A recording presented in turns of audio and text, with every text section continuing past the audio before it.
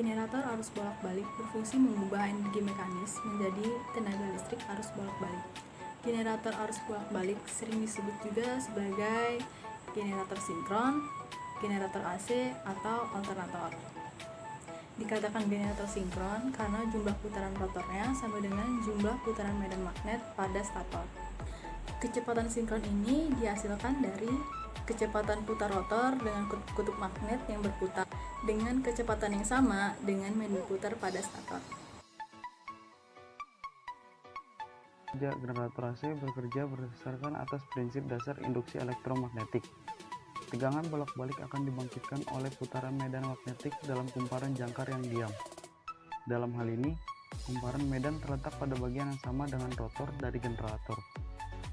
Adapun nilai dari tegangan yang dibangkitkan bergantung pada yang pertama, jumlah dari lilitan dalam kumparan, yang kedua kuat medan magnetik. Semakin kuat medan, semakin besar tegangan yang akan diinduksikan. Yang ketiga, kecepatan putar dari generator itu sendiri. Bagian-bagian generator arus bolak-balik. Generator arus bolak-balik ini terdiri dari dua bagian utama, yaitu 1. Stator, merupakan bagian diam dari generator yang mengeluarkan tegangan bolak-balik, antara lain inti stator. Bentuk dari inti stator ini berupa cincin laminasi-laminasi yang diikat serapat mungkin untuk menghindari rugi-rugi arus eddy atau eddy current loss.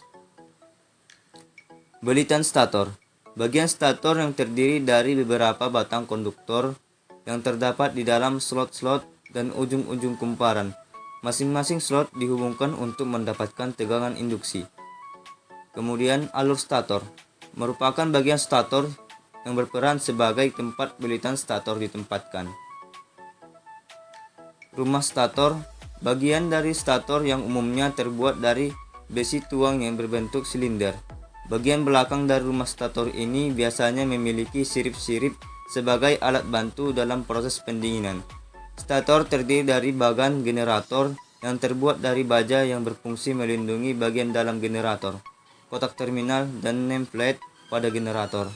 Inti stator yang terbuat dari bahan ferromagnetik yang berlapis-lapis dan terdapat alur-alur tempat meletakkan lilitan stator.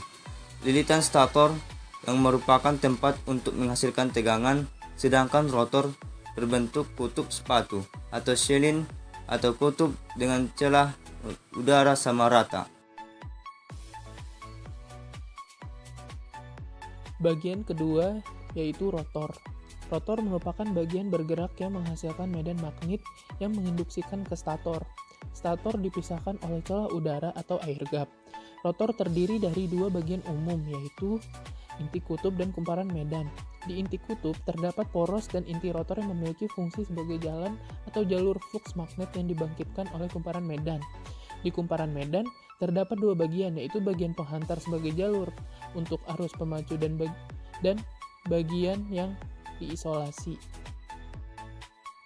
Alat yang digunakan yaitu dua buah magnet, kawat spool atau kawat tembaga, LED, besi atau juga bisa menggunakan batang kayu, lalu botol, dan juga kalian bisa menggunakan kardus.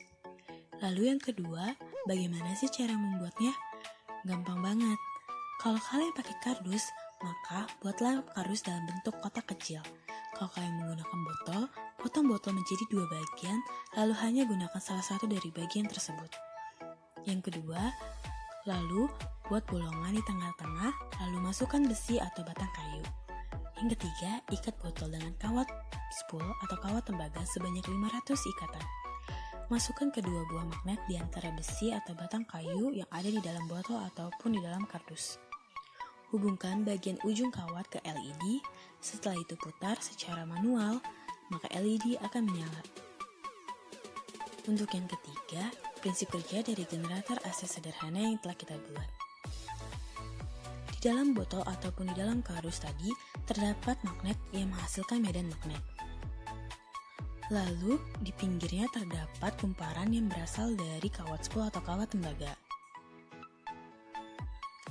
Ketika medan magnet digerakkan atau diputar, maka medan magnet akan terkena pada kumparan berbeda-beda dan menghasilkan flux. Flux tersebutlah yang menghasilkan arus listrik akibat adanya kegiatan induksi sesuai dengan prinsip kerja hukum Faraday.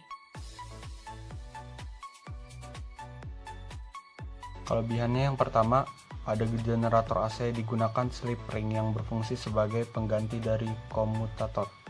Bentuk fisik dari slip ring adalah seperti cincin-cincin yang dihubungkan satu sama lain. Slip ring tidak dibutuhkan terlalu banyak kawat atau kabel yang dihubungkan kepadanya, sehingga konstruksinya sederhana. Kelebihan yang kedua yaitu harga dari generator AC lebih murah.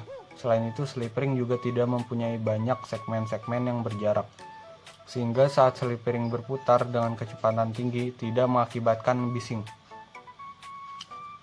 Seterusnya ada kekurangan. Kekurangan yang pertama yaitu torsi awal yang dihasilkan lemah. Kekurangan yang kedua, tidak dapat disimpan, arus AC tidak dapat disimpan dalam waktu yang lama.